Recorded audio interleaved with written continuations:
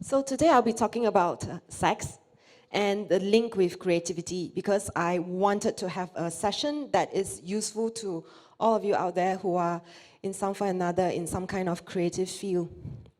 But before that, I want to talk about my masturbation story. So I first learned how to masturbate when I was 4 or 5. So I'm very sure it was 4 or 5 because that was before I entered primary school. And my sister, who was 1 year younger, actually came up to me and said, hey, if you use the bolster, you put it between your legs and you wrap your legs very tightly around the bolster and you squeeze very hard and you rub, you will feel really good. So I was like, what are you talking about? I said, you just have to do it, you just have to do it. It's very hard for me to explain. So I tried it and it didn't work. I didn't know what she was talking about. And I went back to her and said, you must have been lying. You're lying, show me. So she showed me and I tried harder. And because my sister is 1 year younger and I'm 1 year older, so whatever she can do, I can do too. I must be able to do what she's doing. So I tried even harder and then I had my first orgasm. So after a few times where I succeeded having an orgasm at 4 or 5, I went to my mom and I felt something must be wrong. When you have an orgasm, your heart is pounding and you're really nervous, right? I mean, you're just feeling things that you don't usually feel. So I go to my mom and I find it really hard to tell her, right? I'm 4 or 5 and I was worried she's going to smack me on the head or something. So I found a good time where she was relaxed and she was lying on the sofa watching TV. So I said, hey, mom, in Mandarin. I said, hey, mom, I want to show you something. I learned this from my sister and I don't know how to tell you. I just have to show you. So I used my bolster. I demonstrated it to my mom. And to her credit, she looked at me from the sofa. I was lying on the floor. And she said, oh, that's normal. That's natural. So with that one sentence, that's normal, that's natural, I continued to masturbate since then. And it was very, very good that my mom did not shut down my sexuality at the age of 5. And I know of many people, many of my clients, who were smacked on the head or something and were told that they were bad, they were naughty, that they shouldn't do it, don't even think about it. And then they go on to have difficult sex lives. So I'm sharing this story because I'm not asking you to share your masturbation story, but I'm asking you to think about what are your stories that has influenced your sexuality and has affected you as the person that you are today. So just hold that thought while I talk a little bit more about myself. So I'm Singaporean Chinese, born and bred in Singapore. I have 3 degrees, and the one that I'm using in my work is this doctorate in human sexuality. So I have this link here where you can go and download the presentation slides. There are also links to some of the things I'm talking about with regards to my work, and I put it all together because I want you guys to have an idea, examples of maybe things that may be of inspiration to you. So there's no selling whatsoever in that link. So what I do is I'm a sexologist. I work with people with sexual issues, and most of my work is in private coaching. So I work with people who come in to me as individuals or couples. I also run sexuality educational workshops. I also have online training videos that I have produced. But most of what I do is actually coaching. I consider myself more of a coach. And so, of course, being a coach, there will be homework at the end of this.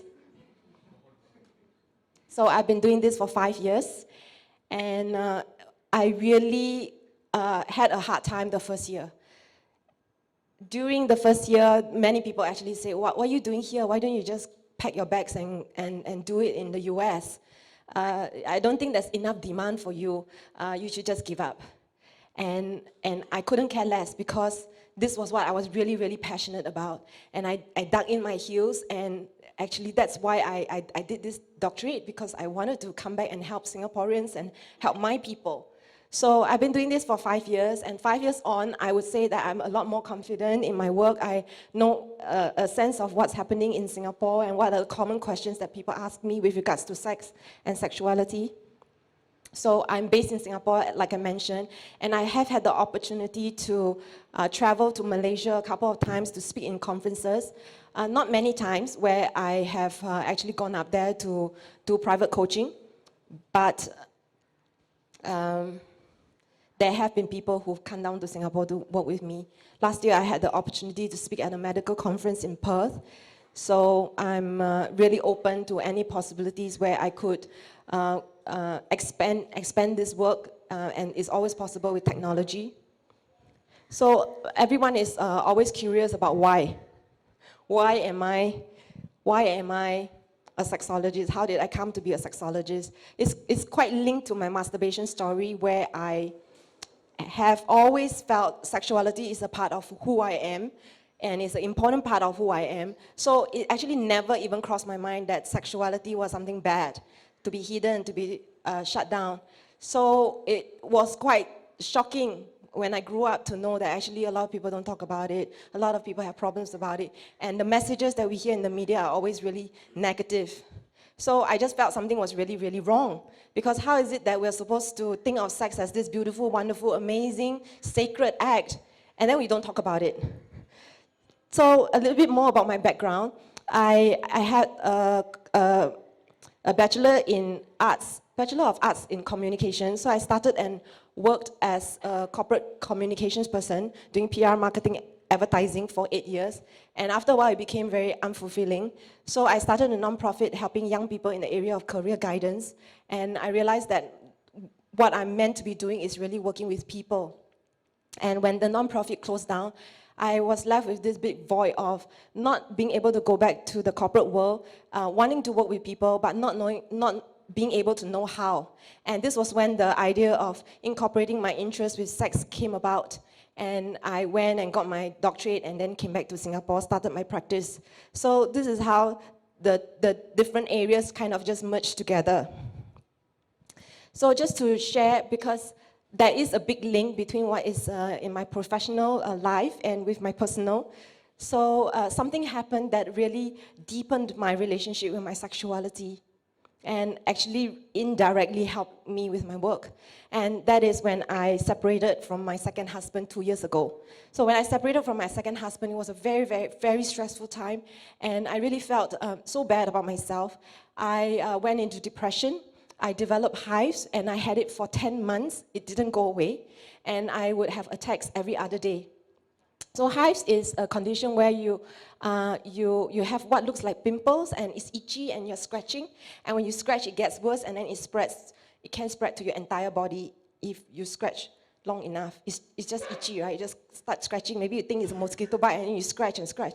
And you know how it's like, right? When you start scratching, it feels good, and then you just continue. So in order to work at myself and get over all these things, what I started to do was I realized that this cannot go on. I love my practice, I love my work, I love my clients. My work is so important to me. So I started to feel that I needed to exercise, get stronger. And I started off exercising for 10 minutes, and I ended up exercising for 30 minutes a day. And yesterday I saw a piece of research that said that actually if you exercise every day if you exercise 30 minutes, 3 times a day, 3 times a week, you will have the same effects of taking antidepressants. So if you just exercise 3 times a week for 30 minutes, you will not need antidepressants. But I was not well, and I exercised a little bit. I just walked, and I started getting stronger. So that was how movement helped me get stronger physically and mentally. Then I started to add on meditation. I would exercise and meditate at the same time. So I would visualize energy running through my body and releasing negative energy. I would start using affirmations. And then my friend whom I was telling about what was happening, she said, you know, Martha, you're a sexologist. Do not shut down your sexuality. I know you don't have a partner right now, and that's the last thing you want to do. Do not shut it down. You need to go back and you need to masturbate. And that's what I did. So I did this practice called orgasmic yoga. So in orgasmic yoga, what you're encouraged to do is to masturbate every day for 30 minutes for 30 days. So I did it for 1.5 months. Within a few days of doing orgasmic yoga, I started to have a huge shift in my energy. I started to glow. I was still very sad on the inside, but I started to glow on the outside, like physically. And people started to talk about, how I have shifted. Men, I haven't gotten much attention. Men on the streets would start turning and looking at me. And that's when the biggest shift happened, and that's when I got out of my depression. I'm sharing this because I want you to know that actually in the work that we do, we can say we are trying, and all of us, we are working hard, we're trying this, we're trying that, but nothing really beat my transformation in my work than when I started working on myself. I had the biggest shifts when I worked on my own sexuality, sad as I was, and I started to glow. And when I started to glow, I didn't need to do as much preaching or teaching because my clients really got it. They got it. Because then I turned around and I asked them, I said, I'm a sexologist, I'm comfortable with my sexuality. I am masturbating. What are you doing? I said, if you haven't been masturbating since you're 5, maybe you need to catch up. Then you do something. Doing something is better than doing nothing. So I started to model what it's like, and I continue to do this, and this is when and how my practice has really started to shift, not just in my personal life, but in my professional life. So you guys are all artists. What's the link between your sexuality and with your creativity? So this is a tool called the Wheel of Life. In the Wheel of Life, what they do is they separate all the different parts of your life into different parts. And in the middle, what's in the middle? New? You. Okay, this is the core of who you are. And I like to call it energy. So if you work on your energy and you become stronger, everything in your life starts to expand. When I started to move, I meditate and masturbate, my life shifted. I got out of depression. I am the strongest that I've ever been in 2 years, and I really feel so good in my body, and my practice is changing. So what are you doing in terms of your energy? It's not your creativity that's the most important thing in your life, it's your energy. When you are not well, the only thing you're thinking about is not your creative work. You're thinking about how you can get better. When there is no health, there is no work to talk about. So in this little thing that I have come up with, in this chart, there are only 6 chakras, but actually there's 7. So the second chakras is in your solar plexus. For men, it's where your belly button is. For women, it's 3 inches lower. For women, it's generally lower. And this is your creative energy. This is your second chakras. This is also connected to your sexuality. This is also the chakras where your sexuality is. So can you begin to see the link between sex and creativity? If you are more comfortable with your sexuality, if you're more sexual, even if by yourself, you can become more creative. When you're sexual, endorphins, feel-good effects, these are being released. And I just spoke with 2 people, and they said that when you are creative and energy is moving through your body, then it unlocks channels, and you can become more creative. So you may not believe me, but this is what Deepak Chopra has to say in his book, Grow Younger, Live Longer. Sexual energy is the creative energy of the universe. Sexual energy is sacred energy. When you have restored the sexual experience to the realm of the sacred, our world becomes divine, holy, and healed. You are the most creative thing that your parents have ever created. Who are you not to think you are creative?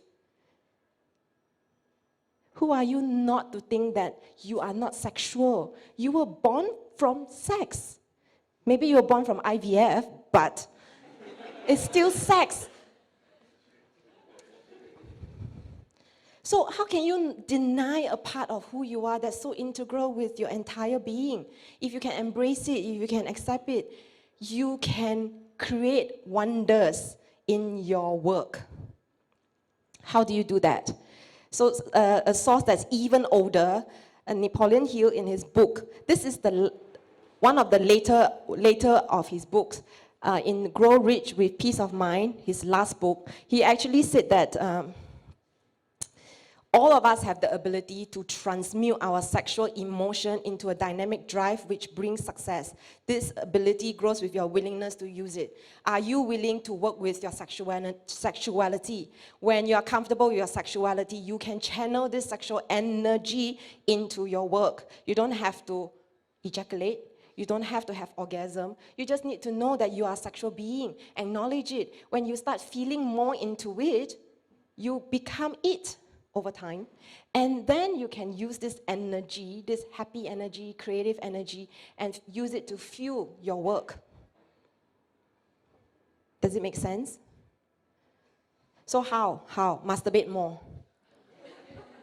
So just to share it with you a little bit, just to give you a little bit of a timeline on my work and how this has really changed over time for me. So I started this campaign called Fabulove. Every year in the month of February, I have this campaign celebrating love. So first year, I sent out emails. Second year, I sent out more emails. Third year, last year, I started releasing videos. Then I created other campaigns, Eco-Sex, Masturbation Month, Orgasmic Yoga, Crime Project. And you can see this year, I actually plan to release even more videos. And I'm not marketing myself. I'm actually trying to let you see that actually, in terms of my productivity and my comfort and my confidence has increased because of my really embracing all my sexuality, and my creativity has come forth from that. My inner child, my playfulness, my not caring so much what people think, but focusing more on what I feel is my message that I want to share with the world is coming forth more and more and more easily. Can you begin to see that when you are working on yourself and you are transforming, your work will also shift? That's what I really wanted to show. And last year, I produced my first book. I also released my first online training video. And then this year, I have many more that is actually in the pipeline. The reason why I've started to go online and create my own videos is because it's very hard for me to get publicity for what I really want publicity about. So I create my own messages, I create my own videos, and whoever wants to hear it, I have to start realizing that I am not just a Singaporean in Singapore, which was my mentality for a long time. Only last year I started to realize I am a sexologist who is a child of the universe, who is a child of the earth, and my market is not just Singapore. It's anyone who wants to learn or hear about their sexuality. And so this is the reason why I've gone and done online videos. And the reason I'm talking about this is because you may have challenges in your work and you may feel frustrated and bored and uninspired. You get your act together and you start changing you're shifting your mind that you are not just a Singapore person, you are a global person, and you are limited only by your beliefs and your creativity, and you can create your own campaigns and go and do all this amazing work that you're already doing, and you know if you are not really living up to your fullest potential. You know in your secret of secrets that you're really coming up with excuses for yourself and you're shortchanging yourself and I'm not good, I'm not important, or I'm not good enough, or maybe not now, maybe later, or I have too many things to do. All these excuses that we give ourselves, these are blocks. But when you masturbate, these blocks will start to shift. And I know it sounds like I'm making a case for masturbation. I am. So this is my book. You can check it out in bookstores. So these are the takeaways that I have for you. We are not mechanical beings. even though we spend a lot of time in front of the laptop and machines, we are natural beings. And it really is and will create a big difference in your life if you just get in touch with nature. Even if you can't be in nature, move. This morning, before I came, I masturbated. I set the intent to send this beautiful sexual energy to this space. I danced while I was in the shower. What did you do this morning besides dragging yourself here and then saying, I need to drink coffee? So move a little bit every day. This morning I couldn't get to the gym, but I did dance. And that's the minimum that I make myself do, because if I don't, I forget that I am not just a mechanical being, I'm a natural being. I need to be connected to my body. My body is a part of my sexuality, it's a part of who I am. To spend a little bit of time working on your mental, meditate, get stronger. Your thoughts affects your beliefs, affects your attitudes, and you work on it. To masturbate regularly, to not shut down your sexuality, and you can combine them. You guys are creative. If you're bored doing one thing, why not add? So you can definitely do mindful masturbation. You can move when you're masturbating and doing mindful meditation. It's not that easy, but it can get easier with practice. And I was able to do that, maybe not so well, but I was able to do that over time. Do you understand? I'm not asking you guys to just masturbate. I'm asking you guys to connect with your sexuality. And once you can master all that, then try and do it all over again, only this time in different ways, because we are creative. When you have fun with yourself, when you have fun in your expression, it's going to come forth in your work. You cannot be joyful when you're not living a joyful. You cannot have creative work and joyful works or beautiful works when you are not inspired and joyful within yourself. It's so important that you are the most important person in your life. To follow your joy, 2 weeks ago, I took 9 days off where I went on a personal retreat. I didn't see anyone. I didn't want to see anyone. Being an introvert, I am quite overwhelmed when I work with clients and see them every week coming in with problems. So I just said, you know, I'm not going to see anyone. I'm just going to take care of myself. So what I did was I lie on the grass every day. I drink hot chocolate. I go to the cafe. I read books. I sleep a lot. I meditate. I masturbate. I do my journaling. And I just focus on building myself up, creating this reserve of energy that I have so that I can continue on this journey. How many of us take the time to rest, to follow our joy? How important do you accord to your creativity, to you, so that you can produce the best work? So the seventh tip that I have for you is to learn about sexuality, and you may have some idea of what your stories are. Stories on masturbation, stories on the first time you had sex, first time you kissed, first, all the firsts that you had, and how it has actually influenced your connection with your sexuality. So if you want to unlearn some of these negative experiences, perhaps it is to go out and find out what actually other people are experiencing, and maybe get more accurate information, whether it's in terms of facts, whether it's in exploring your beliefs, finding out different techniques. So the more you learn about it, this last frontier of being an adult, a lot of people don't get past it where they actually are comfortable with their sexuality. If you can become more comfortable with your sexuality and express it more easily, I believe your work will shift. And to have fun about it. A lot of my clients actually come in with questions around, is it normal what we are doing? Is it good enough? Is it okay? What's the proper way of doing sex? You know? So why is it that we don't think about the proper way of eating? You know, we put all kinds of things into our mouths, but when it comes to sex, no, there's a proper way. So people get caught up in the proper, normal, average ways of expressing themselves, and they forget, because they get so scared about it or nervous or serious, they forget to have fun. to laugh. So this is Martha Graham. I like her because she's also Martha. She is a choreographer and she is very famous for her work and with being a dancer.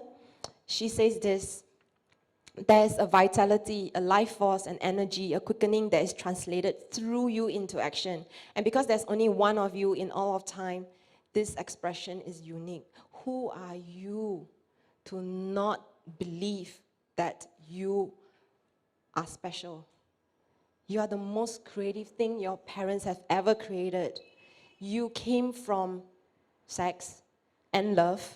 Maybe sex, not love. I don't know. But the way you show up in the world is the way you show up. There is no two ways about it. For a long time, I just thought, who am I? I'm just a sexologist in Singapore. I have all these amazing classmates in the US. They've been learning about sexuality since they were young. I only caught up with them later on. Maybe I'm not good enough. For a long time, I was undermining myself until I asked myself, how many Marthas are there? How many Singaporean Chinese sexologists are there? How many Asians would benefit from having an Asian speak up in my own unique way? Maybe people need to hear the same thing in many, many ways before they can get it. And maybe my way would be the last thing, the last nail to the coffin, that will allow them to get it finally. So who are you not to express yourself? When you do not express yourself, I think a little part of you dies. And that's the last thing you want to do. So when you block it, it will never exist through any other medium and be lost. It's not your business to determine whether it's good or how valuable it is or how it compares with other expressions. It is your business to keep yours clearly and directly, and to keep this channel open. When you choose to take an art class, keep a journal, record your dreams, dance your story, or live each day with your own creative source, above all else, to keep the channel open, to keep yourself open. And the only way we can keep ourselves open is if we are strong enough to deal with all the challenges in life. And I haven't had an easy life. I have been through ups and downs. I have been through depression. And I got stronger by exercising, by moving. I meditate regularly because I want to keep yourself mentally strong as well. But I also do not want to shut down my sexuality. And it is so important for me as a sexologist. So a friend of mine, just to end with a little story, a friend of mine, she was doing this work on juicing, and she said, oh, I'm so happy I gave it up. It didn't work. There's no demand in Singapore. I'm so happy I gave it up because now my relationship with juicing is better than ever before. But you don't have a problem with sex? And I looked at her and I said, what are you talking about? Far and beyond my work with my clients who come into me with all these problems, I did not forget my own relationship with my sexuality. And then she just kind of, because in her busyness, she forgot her relationship with juicing. And similarly, as a sexologist, in my work, I cannot forget my relationship with sexuality. Because the day I forget is the day that I stop being effective. Do you get what I'm trying to say? So what is your relationship in your work? What is your relationship with creativity? How much do you honor your creativity? How much time do you use or take every day to make yourself happy? To feel joy, to feel inspired? When was the last time you went on an artistic date with yourself? When do you let your little inner child come out? So with that, homework. So the first homework is to be open for the next 7 days with the link between sex and creativity. That's the first homework. Okay, I know you guys are not taking any notes, never mind. So the first one, and it's not in the slides, okay, or the link. The first one is actually see for yourself the link between sex and creativity. The second one is to think about your own stories around sex and creativity. your own stories around sex, for instance, your masturbation story. And what are the things that's the third one. The third one is do one thing to bring yourself one step forward in terms of your sexuality. It can be to read a sex book, it can be go to this link and look at some of the videos that I have done, and you can begin to see how I look different in the videos, not just because I'm practicing more and getting better in presenting, but actually all through this time, you will see I am working on my sexuality, and that's why I start to look more and more beautiful in the videos. That's why I'm sharing with you this link, you know, because you can see for yourself, right? You know, preaching and you know, it doesn't work. So if you see for yourself, when I claim my sexuality and I work on it, and I shift and my work shifts, this is my encouragement and invite to you that you begin to do the same for yourself. So with that, thank you very much for your time, attention. Thank you, Martha, for sharing so personally on such a topic. We really enjoyed that. So we've now come to the Q&A section.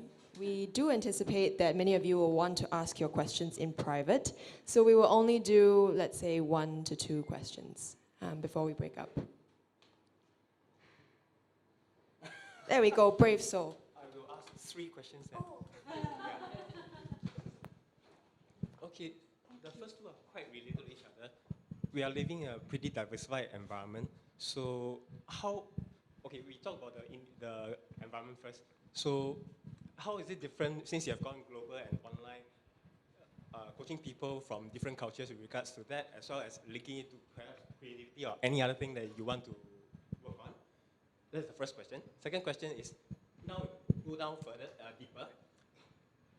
In terms of the fundamentals, we are similar yet different. As in guys and ladies, of course there are others. So how is it different between a guy and a lady in terms of our approach, and how does it actually translate into concrete results in the right direction, of course? Then the last but not least, because I said 3 questions. Do you want to answer first? No, go ahead, go ahead. I'm trying to Before remember.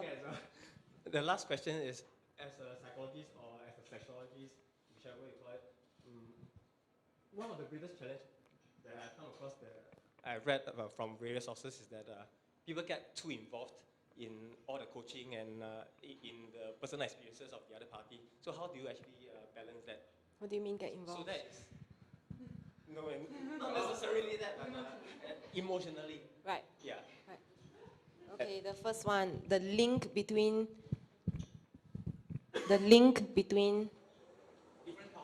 different cultures. Actually, I do get asked this question quite a bit from the media. They're not so different.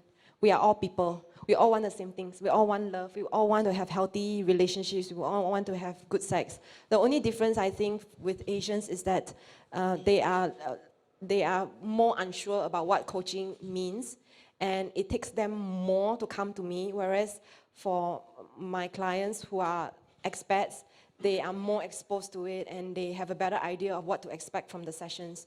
But in terms of expression, in terms of the ease to communicate, it's not so different. Maybe the Asians don't know as well their anatomy and may not use the right words, but they have no problems in articulating their problems, or the issue is not the communication. The issue is maybe they are not so familiar with the sex terms. But once they get going, there is no problem.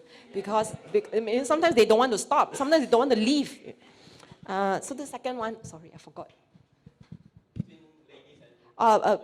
The difference between ladies and men is, I think women are just generally less egoistic. They are more open to learning. They are more open to talking about their issues much more openly and quickly, whereas it takes a lot for men to come in to see me.